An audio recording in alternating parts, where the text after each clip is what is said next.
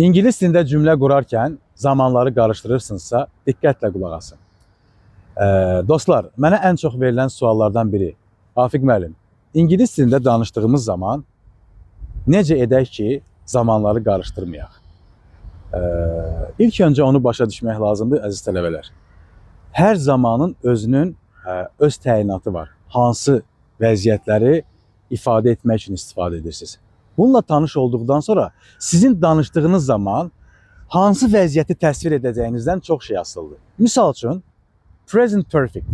I have never been to Italy. Mən heç zaman İtaliyada olmamışam. Əgər siz danışdığınız zaman heç zaman etmədiyiniz, heç yerdə olmadığınız bir vəziyyətləri təsvir etmək istəyirsinizsə, bu zaman perfectdən istifadə edirik.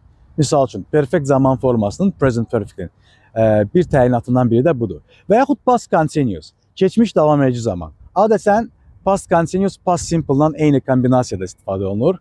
Keçmiş sadə qeyri-müəyyən zamanla. Misal üçün, when I was walking in the park, I saw you.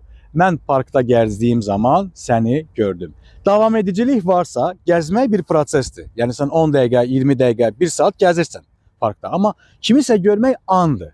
O anı biz istifadə edirik, ifadə edirik past simple-da, past continuous-la isə həmin davam edici zamanı ifadə edirik. Yəni, hər zamanın öz təyinatı var.